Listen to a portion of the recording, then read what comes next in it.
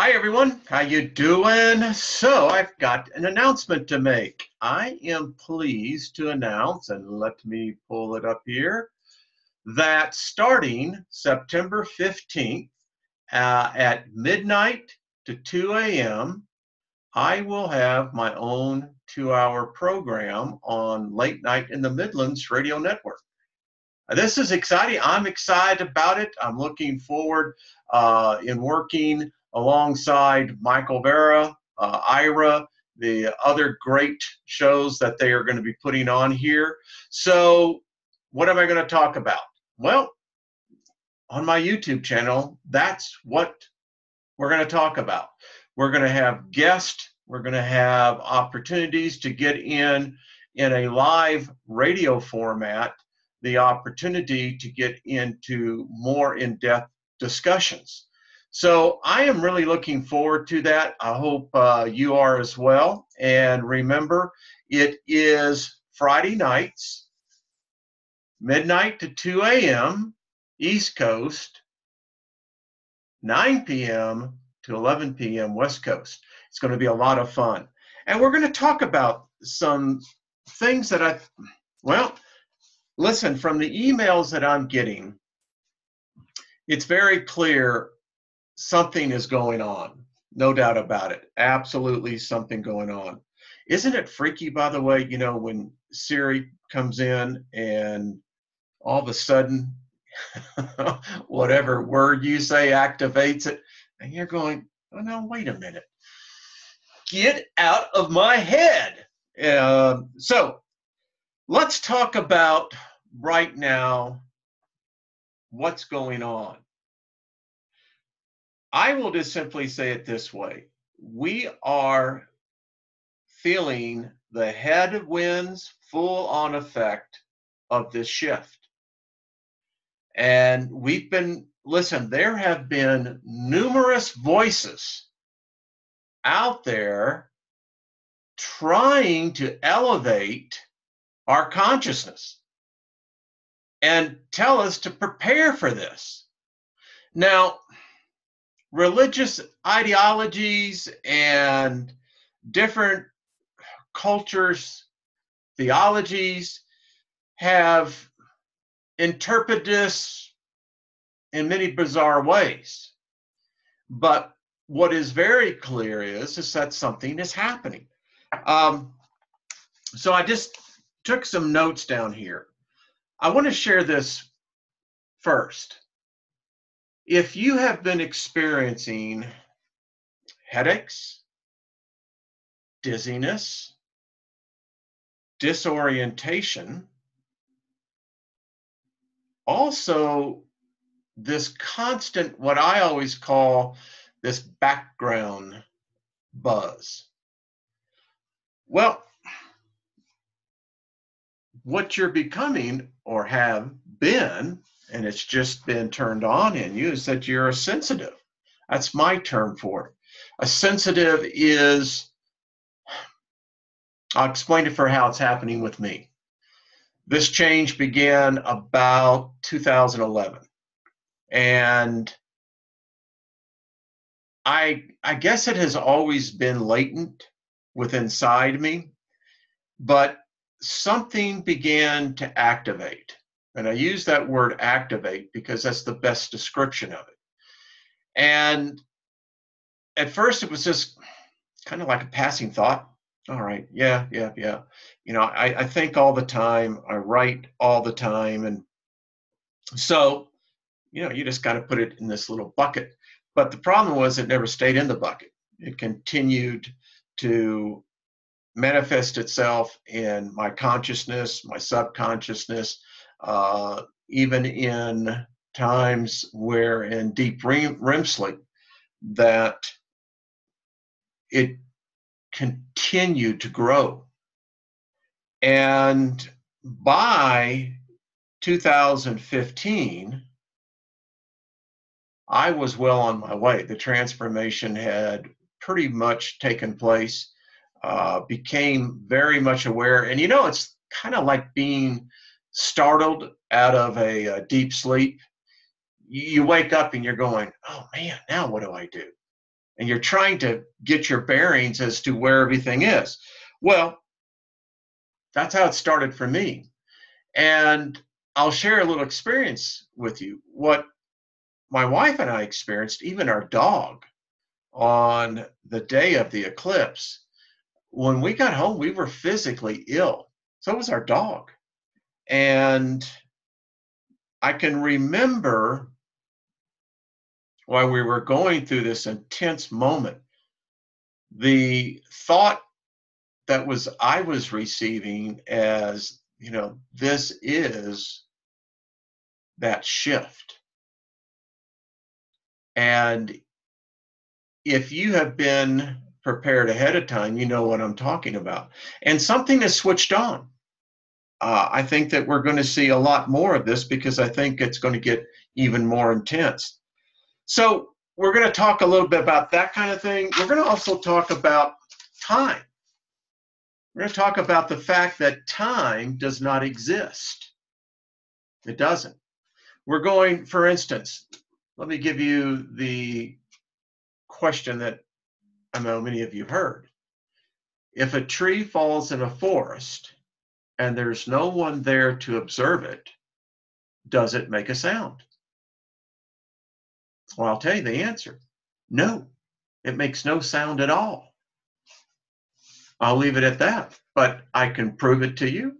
The laws of physics can prove it to you. It makes no sound at all, which leads back into this whole thing that where our species deals constantly with time. Time is our mortal enemy. The minute you're born, you're one step closer to death. We see time as a measurement, but we're never actually really prepared for it. Now, what is time? Time does not exist because of this. Unless there is an animal consciousness to observe the event, time doesn't exist. Now think about this. Think if you could be a being that you have evolved, ascended to the point where time is not really relevant. Think about that.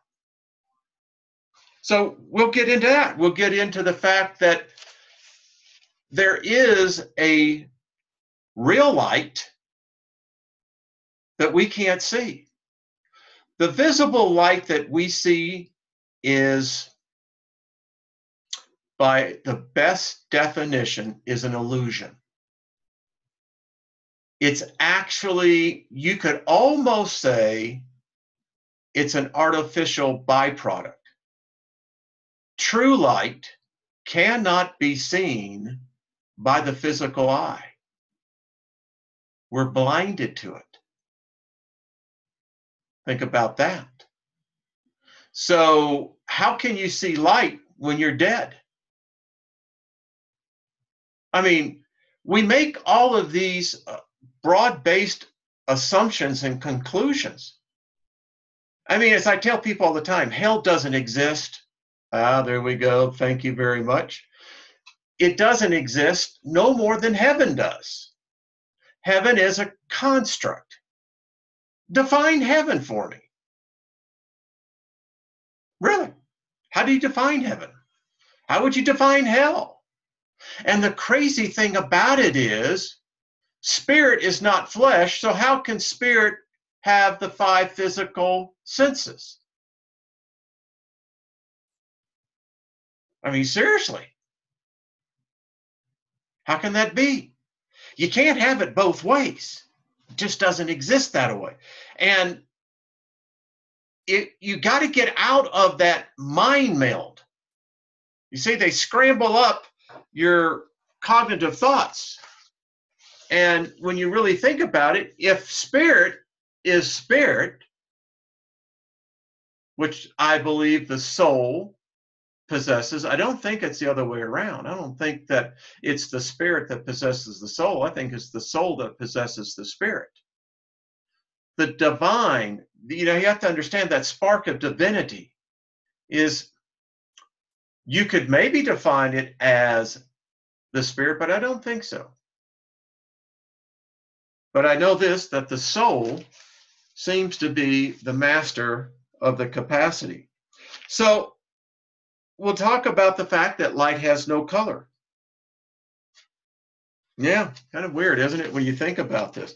We're also going to get into the fact that in so many ways, we, as a species, have made the collective consciousness for millennia, for the most part, to remain ignorant. I like how I wrote this. If you remain ignorant of yourself, it is because self-knowledge is painful and you prefer the pleasure of illusion. Wow. Knowledge of ourselves teaches us whence we come, where we are, and whither we are going. Remember, you are energy. You will always exist. You existed before you came into this temporal plane. You came in through the birth portal, the birth canal. You will leave out of the physical plane back into your natural state, which is a state of energy, conscious energy. Now, do the memories go with us? I believe they do. You're here for a purpose. We all are. Some make it, some don't, and then many become trapped. We all come from God. We just live in exile. We're going to be talking about this. We're going to talk about the fact that in some of the documents, the ancient documents that I am reading, that in virtually every culture, every religion, it alludes to this one way or the other. There is a covenant made of a very long time ago in a special pre-existent place. It is known by all ancient cultures. Now, we have a limited understanding of our existence, right? Most of us find the credibility factor after it goes past, 10,000 years, because we don't have a physical record from the previous others. And there's a reason for that. There is. But if I were to tell you that we, you, me, probably date back 500, 560 million years ago, you would probably say that's crazy.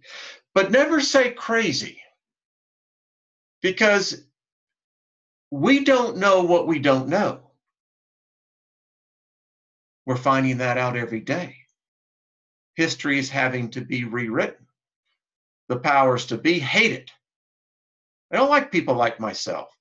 I don't like people like Jeff Daugherty, Christian whistleblower, others, Rex Barrett. I mean, I just go and name others. We are the proverbial fingernails on the chalkboard because we won't shut up. And more of you continue to support us. And thank you, by the way. So we're going to talk about other races. We're going to talk about a race called the meta-terrestrials. Yeah. They're a very interesting race. We're going to understand where the DNA factor comes in. You know, even with what we've discovered on the Human Genome Project, and now the mitochondrial DNA, Human Genome 2, that this wasn't a creation story event. It didn't happen that way, folks. And the sooner that we as a species comes to grip with that and understand something else happened, and here's where the blending of science, theology, and philosophy will one day come together, because each holds a piece of the answer. Now, we've lived in a time and era where, unfortunately and regrettably, theology dominated. At one time, philosophy and science were the matriarchs. But we went into this dark period. We were assaulted, is what we were. And we were assaulted by the very beings that were put in charge to actually look after our well-being. They dropped the ball. In fact, I can tell you that where many today worship this deity that is called an Elohim, actually the Elohims were created by another race. And things got screwed up. I mean, look at us and our condition. That's evidence enough that validates that, but we'll get into that more. And so let's get back to this point. So what's happening as I started this program? We're becoming those of us, and it's a painful process, as I'm sitting here thinking, as you become more sensitive, there really is a pulling away, a stripping away of, whether we want to call it ego, whether we want to call it character enhancement, I don't know. But I do know it's a painful process. There's times where you literally can think that you're going nuts. Your friends and family think you're nuts. Yeah. They talk behind your back, but yet you know intuitively that what you're experiencing is in fact real, and it is. Now, the problem is, as this age ended and this new one that's upon us, we're in this transition zone. And from what I have read, when this has happened in our past, it's going to get tumultuous. It's just the way it is. You can call it a gleaming. You can call it a cleansing. Maybe initiation is a better word. And you know that whether it's a gleaming, a cleansing, or an initiation, not everybody makes it. And the powers to be don't like it either. Because remember, it's an end for them too. And there is a intensity. You see it in the world. You see it in our politics. You see it everywhere. It's manifesting itself in so many ways. Some say increased demonic activity. Others say increased mental instability.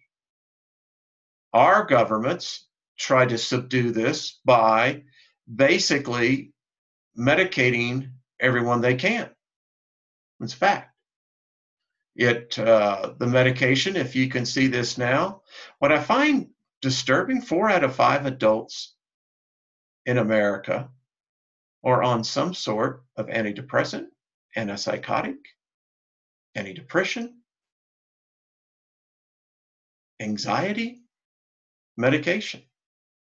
It's so bad that it has polluted our water systems. Can't get it out. And we're seeing this manifesting in our children in bizarre forms of new mental disorders, cancers.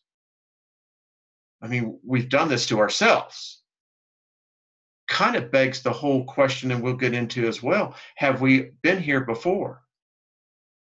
We're going to talk about the advent now of AI. Why was it ever necessary to create an artificial intelligence? That's the question we need to be asking.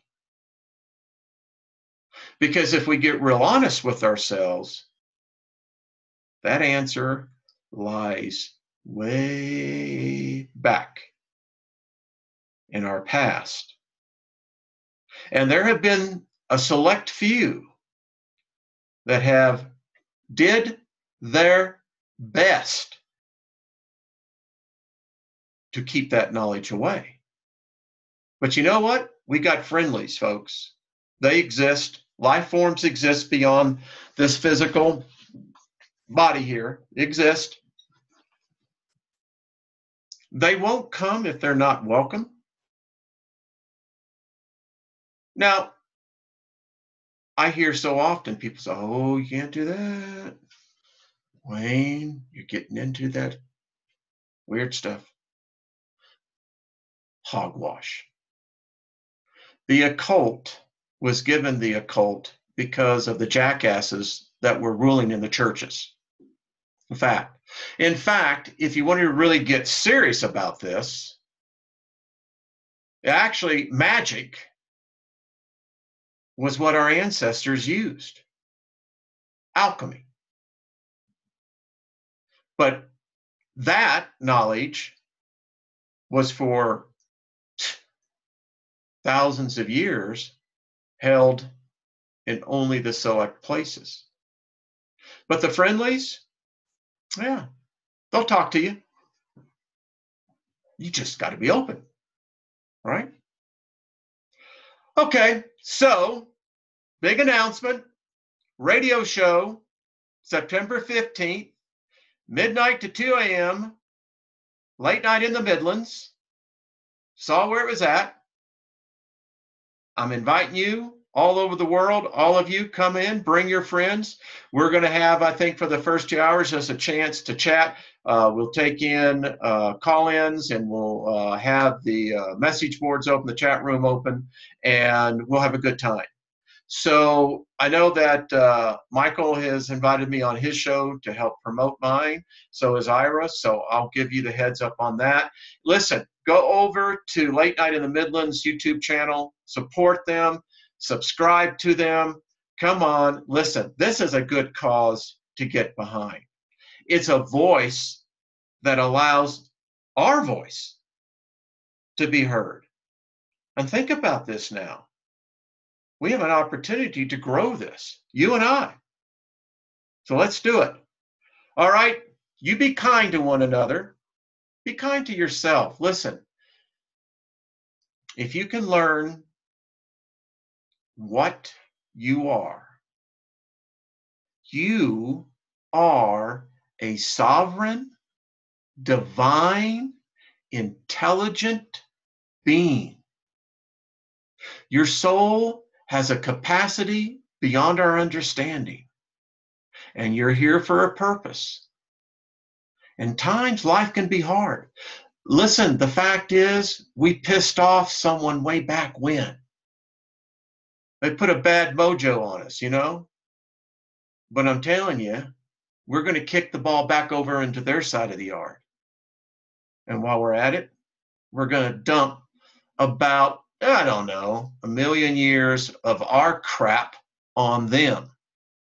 So join me, all right? All right, folks, we'll talk real soon. All right, bye-bye.